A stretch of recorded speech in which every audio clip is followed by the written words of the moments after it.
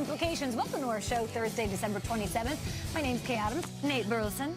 What's up, everybody? How you doing? Hey, Shrey. How are we doing? Week 17. Good. We're here. We're ready to go. Thank you for your beautiful mind here on the show, by the way. I'm here for it. I know. Look at that jacket, Shrey. Breaking it down. Yeah. You look good. Thank you. sharp. It's a gray charcoal jacket. Yeah. Appreciate it. It's a great jacket, Peter. Oh. And sir with the pocket square. Yeah, we're ready. I even care about the games that don't have playoff implications. Yeah. Really? We don't have that much football left, guys. No. I'll hear for Savor all Bills the games. Dolphins. That's I mean, so Bills Dolphins, I'm true. here for all day. We should do Radio true. Row. There's guys who are going for Radio Row. history, respectively, individually. We'll get to that in the show. We have a special guest on the show. Stay here for it all. Hashtag GMFB. It's time for the Lead Block. How'd you guys think our singing went down, by the way, on Christmas? Pretty good. We all had our own style, Yeah. right? It's like We Are the World. All right. It all comes down to this.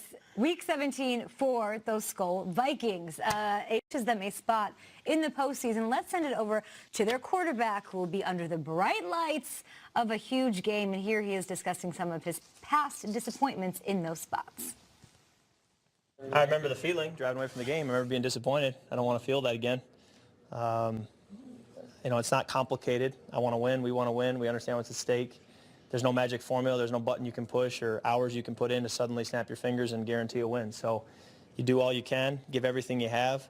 There have been plenty of games this year where I've given everything I have and we don't come out on top and I don't have a great game. But there have also been plenty of games where I do that exact same process and it's more than good enough and I played at a very high level and we played at a very high level. So, you know, you just have to, you know, be the best team that night. Everything's on the line for this team in their Week 17 matchup up against the Bears. They win and they clinch a playoff berth. For Chicago, they can still clinch a first-round bye, locking up the 2 seed with the win and a Rams loss, who are playing at the same time against the 49ers. Let's talk about this matchup, particularly an NFC North showdown. This will be the second time they're facing each other. Shriggs, what's the key to this matchup?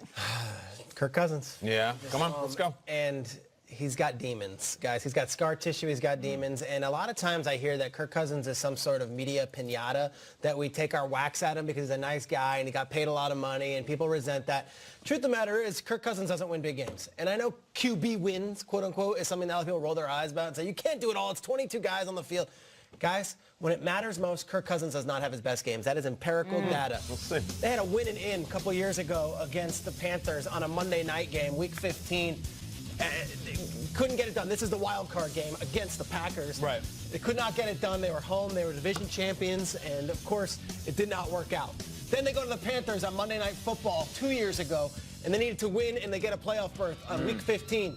Could not get it done. This is the wrong label there. It should be Week 15, Monday Night Football. Okay. Then, Week 17, the Giants are playing for nothing. They come into their building. There's 3 home games that you win a game, and you could either have a playoff berth or you could have a Monday Night Football victory, and that gets you into the playoffs. And this one was a Sunday afternoon. The Giants playing for nothing, and Cousins could not get it done. This is the one for me that's like, come on. That was against Travaris King and the Giants, and they lost. And it wasn't Odell Beckham dominating them. It was other guys. You look at Kirk Cousins in big spots, and we can go through primetime where he's 4-12, and we can go through all of these different games in his career. And the truth of the matter is that you like that moment was a Week 6 game against the Buccaneers in a game that they should have won anyway, and they came back.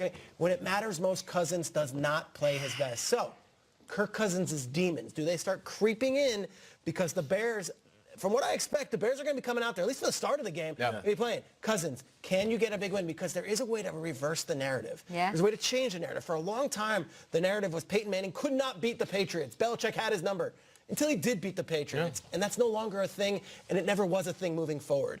Kirk Cousins, go get the win, go exercise your demons, and we will stop making you a media pinata. We'll shut up, and we will zip our mouths. Jules Winfield will allow me to retort. I'm an adult. I can choose to believe in anything I want to believe in. I don't believe that Paul from Wonder Years was Marilyn Manson. I think that the little kid in 3 Men and a Baby did fall out the window. I believe in that.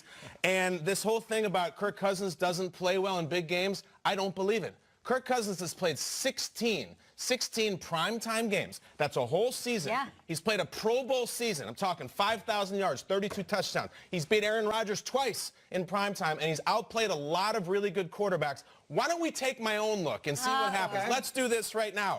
Week 4 of this season, shootout against the Rams, primetime, 422 yards, 3 touchdowns. They lost. Cousins was fantastic. They lost. Week 8 against the Saints. Cousins was better than Drew Brees. 359 yards, 2 touchdowns. They lost. Let's go back last year. The world champion Eagles in the link, 303 yards, 3 touchdowns.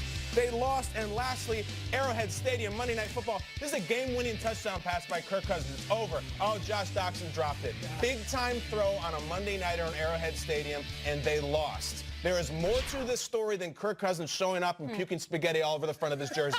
It doesn't happen. He has played better in bigger situations. He is going against a Bears team at home in Minnesota against a Bears team. Who knows what we're getting for how long. I believe in Kirk Cousins. I think he wins this week.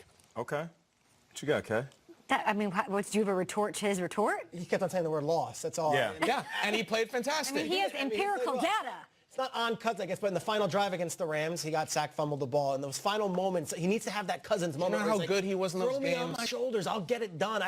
Again, I don't like being the obvious low-hanging fruit here, but I think just empirically, in the biggest spot, Kirk Cousins has not gotten the win. You know, might be really cool for Kirk Cousins this week, though, the fact that his defense is playing lights out, a la Saints style from last year.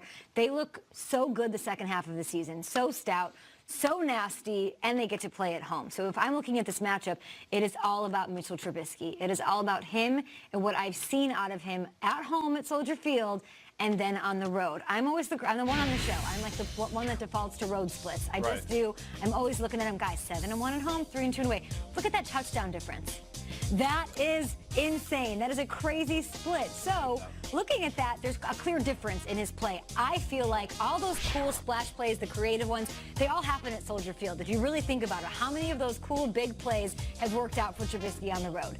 Not many. And those have equaled some losses, and those have equaled some poorer games. So going up against a defense that is the #1 home defense in the league over the second half of the season, in the Vikings, he's going to have to sort of change his game. Because even beyond this game, I know they're still in the playoffs.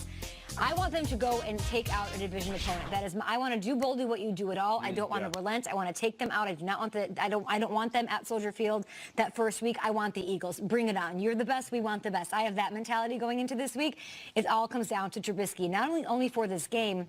He's going to have to go to L.A. if they make it past. He's going to have to go into the Dome. Mitchell Trubisky on the road worries me a little bit, and that is the only negativity I'll put on the Bears today. Okay. The key to this matchup is focusing on the key to the mixed matchup. And the mixed match in this is Khalil Mack versus the world. Okay. Khalil Mack is once in a generation, franchise-altering, game-changing type talent. Yes, he is that special.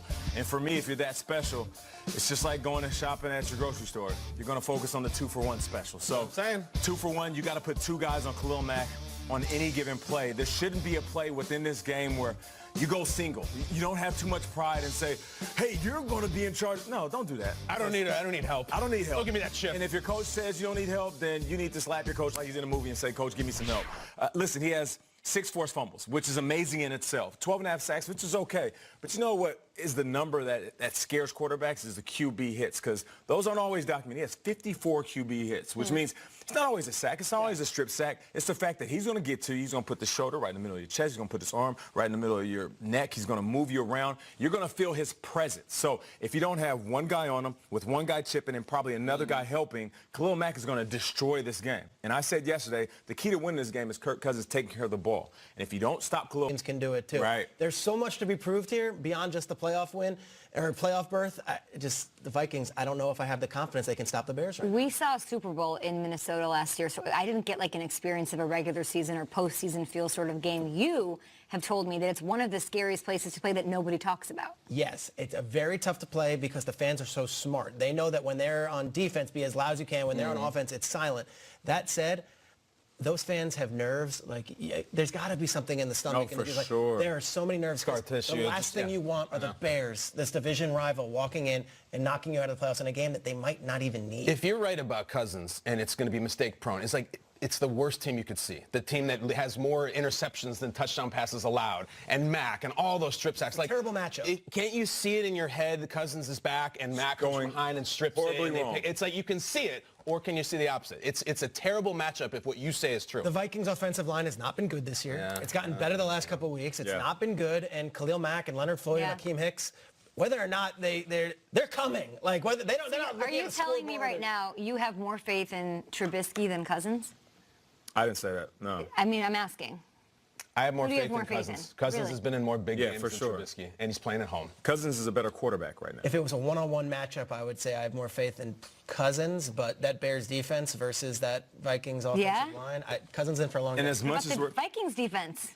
Good. and as much as we're talking about Cousins, Stefanski. Listen, it's your time, buddy. Listen, big That's stage. You Third just got game. the job. Big third game. Stefanski. Let's go. Let's go. See what you come up with. Stefanski. All right, let's bring the guy that really ties the show together. Yeah. Ian Rappaport out there at Rappy, somewhere in New York.